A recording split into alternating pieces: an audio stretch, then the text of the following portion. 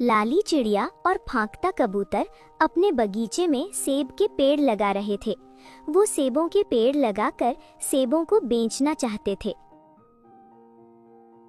लाली, जब ये सेब के पेड़ बड़े बड़े हो जाएंगे और जब इन पेड़ों पर लाल लाल एप्पल लग जाएंगे तो फिर हम उन लाल लाल सेबों को बेचकर बहुत सारे पैसे कमाएंगे लाली, और फिर हम अमीर बन जाएंगे।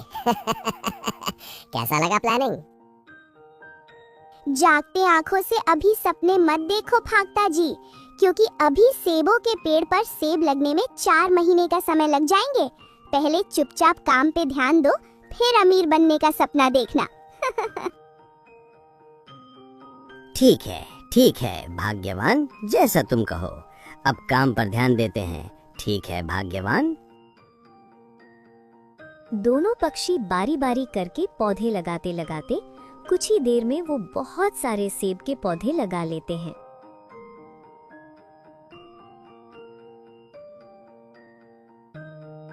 चलो लाली, फाइनली अब हमने पूरे 60 सेब के पेड़ लगा लिए हैं। चलो अब घर चलते हैं, कल आकर इसमें पानी डालेंगे। ठीक है लाली? फाख्ता कबूतर और लाली चिड़िया दोनों घर आ जाते हैं। फाख्ता जी, घर में सब्जियों का नामो निशान नहीं है। जाओ जाकर बाजार से घर के लिए कुछ सब्जियां ले आओ। ये लो कुछ पैसे, मैंने बचा कर रखे हुए थे। तुम इनकी सब्जियां ले आओ फाख्ता जी। फाख्ता कबूतर थैला रखकर बाजार के लिए निकल जाता है और कुछ ही देर में वो बाजार पहुंच जाता है। अरे बंटी भाई, कैसे दे रहे हो ये मूलियाँ, जरा बताओ तो। अरे फाख्ता भाई, 40 रुपए किलो है मूलियाँ, और अगर 2 किलो लेते हो तो 500 ग्राम मुफ्त में मिलेंगी ये मूलियाँ साथ में। फिर बंटी कबूतर 2.5 किलो मूली तौलकर फाख्ता कबूतर को दे देता है और फाख्ता कबूतर बदले में मूली के पैसे दे देता है। मूली लेने के बाद फाख्ता कबूतर कालू कौवा के फल दुकान जाता है। कालू भाई, कैसे दे रहे हो ये सेब और केले, जरा बताइए तो। 1000 रुपए किलो सेब है फाख्ता, और 800 रुपए किलो दर्जन केले हैं। बताओ कितना तौल कर दे दूं तुम्हें? अरे बाप रे कालू भाई, इतने महंगे? पर पिछले बार तो 160 रुपए किलो सेब थे और 60 रुपए दर्जन केले थे। इतना महंगा फल क्यों दे रहे हो कालू भाई? मजाक तो नहीं कर रहे हो? चल भाग जा फटीचर गरीब कहीं का, आया बड़ा महंगा बोलने वाला, लेने की औकात नहीं है और कमेंट कर रहा है। भाग जा नौटंकी कहीं का, मेरे फल हैं, मैं जो रेट में बेचूं, तेरा क्या जाता है? कालू कौवा बहुत ही घमंडी और बदतमीज फल बेचने वाला कौवा था। उसे अपने फल पर बहुत ही घमंड था। बाजार में एक ही फल दुकान होने के कारण मजबूरी में सारे पक्षी उससे फल लेने आते थे। निराश होकर फाख्ता कबूतर घर आ जाता है।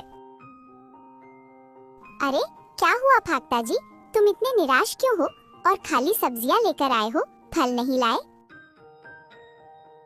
फाख्ता कबूतर सारी बात लाली को बता देता है। लाली उसकी बातों को सुनकर बहुत निराश होती है और अगले दिन दोनों अपने सेब के खेत में जाते हैं। अरे बाप रे फाख्ता जी, देखो तो कितने बड़े बड़े और लाल लाल सेब लगे हुए हैं पेड़ों पर। हाँ लाली, सच में मुझे तो यकीन ही नहीं हो रहा है मेरी आंखों पर। वो भी इतना जल्दी, किसी चमत्कार से कम नहीं है लाली।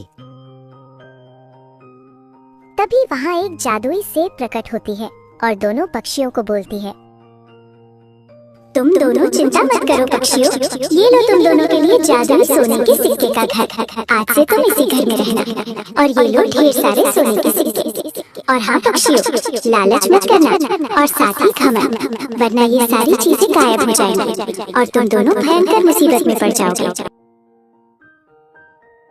फिर जादुई सेब गायब हो जाता है और दोनों पक्षी खुशी खुशी उस सोने के सिक्के के घर में रहने लगते हैं।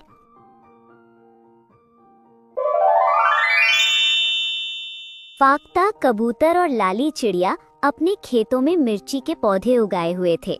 वो मिर्ची के पौधे बड़े बड़े और हरे हरे मिर्च से लगे हुए थे। लाली, हमारे मिर्ची के पौधे तो बड़े बड़े और घने हो गए हैं, और देखो तो इसमें हरे हरे कितने घने मिर्ची उगे हुए हैं। और मिर्ची को देखकर तो लग रहा है कि बहुत ही तीखे होंगे, बिल्कुल तुम्हारे जैसे। मजाक करना बंद करो फाख्ता जी, आप कुछ भी बोल देते हैं। एक काम करो, एक मिर्ची खाकर देख लो तो स्वाद समझ में आ जाएगी। पर लाली, अब हमें मिर्चियों को तोड़ना होगा। तोड़ने का समय आ गया है, हमें बाजार में बेचना होगा तोड़कर। हाँ फाख्ता जी, अभी चलो तोड़ते हैं फटाक से और चलते हैं बाजार बेचने के लिए। तभी वहाँ बंटी कबूतर आता है फाख्ता और लाली के पास। अरे वाह फाख्ता भैया और लाली भाभी, मिर्चियाँ तो इस बार बहुत अच्छे लगे हुए हैं तुम्हारे खेतों पर। मगर संभल कर फाख्ता भैया और लाली भाभी, चोरियां भी बहुत हो रही हैं मिर्चियों की। कल परसों की ही बात है, उल्लू के यहाँ आधे खेतों की मिर्चियों को चुरा लिया गया रातों रात और पता भी नहीं चला। ओह माय गॉड, ये तो बहुत ही बुरी खबर है। मगर बंटी तुम बताओ, तुम्हारा कैसे आना हुआ? अरे हाँ, मैं तो बात ही बातों में बताना भूल गया। अरे भगत भैया और लाली भाभी, मुझे 1 किलो मिर्चियाँ दे दो। मैंने सोचा कि तुम्हारे खेतों से ताज़ा मिर्ची ले जाता हूँ। फिर फाख्ता कबूतर बंटी कबूतर को 1 किलो मिर्ची दे देता है और बंटी बदले में फाख्ता को 1 किलो मिर्ची के पैसे दे देता है और मिर्चियों को लेकर बंटी वहाँ से चला जाता है। फाख्ता जी, चलो चलो मिर्चियों को तोड़ लेते हैं। बातों ही बातों में तो हम मिर्चियों को तोड़ना तो भूल ही गए बाजार ले जाने के लिए। फिर फाख्ता कबूतर और लाली चिड़िया मिर्चियों को बारी बारी से तोड़ने लग जाते हैं और कुछ ही देर में दोनों पक्षी 2 टोकरी मिर्चियाँ तोड़ लेते हैं और उन्हें हाथ गाड़ी में भर लेते हैं। चलो चलो लाली, अब हमारी मिर्चियों से भरी हुई हाथ गाड़ी तैयार है बाजार चलने के लिए। फिर दोनों पक्षी मिर्चियों से भरी हुई हाथ गाड़ी को लेकर निकल पड़ते हैं बाजार की ओर और उनके निकलते ही रंगीला तोता और उसका दोस्त कालू कौवा उनके मिर्चियों के खेत में घुस जाते हैं। अरे वाह कालू, क्या बात है। देखो देखो तो कितने हरे हरे मिर्चियाँ खेतों में लगाए हुए हैं फाख्ता भैया और लाली भाभी ने। पर बेकार सारी मेहनत गुड़ गोबर हो गए। इन दोनों को क्या फायदा हुआ, सारा फल तो हम ले जाएंगे, इन दोनों का वो भी चुरा कर। कालू कौवा और रंगीला तोता दोनों ही बारी बारी करके सभी मिर्चियों को पेड़ों से तोड़ लेते हैं और सभी मिर्चियों को तोड़कर उन्हें एक बोरी में रखकर वहां से चले जाते हैं चुराकर। फाख्ता भैया और लाली भाभी, कैसे दे रहे हो ये मिर्चियाँ? 100 रुपए किलो है ये मिर्चियाँ कबूतरी, और अगर 2 किलो मिर्ची लोगे तो 500 ग्राम मिर्ची मुफ्त में मिलेगी कबूतरी। ये हम दोनों का ऑफर है।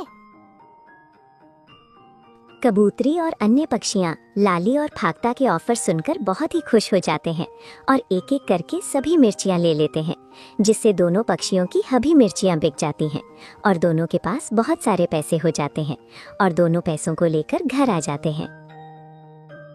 अरे बाप रे फाख्ता जी, ये सब किसने किया? ओह माय गॉड, सारी मिर्ची को चुराकर कौन ले गए? अब हम क्या करेंगे? सारा मेहनत बेकार हो गई फाख्ता जी, बंटी ने ठीक ही कहा था।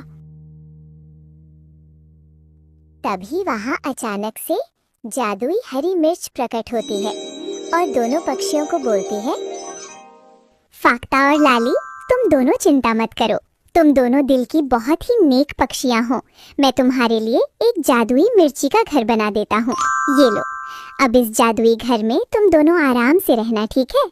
और चोरी का टेंशन मत लो, उन दोनों पक्षियों को सजा जरूर मिलेगी, वो तुम्हें कल पता चल जाएगा।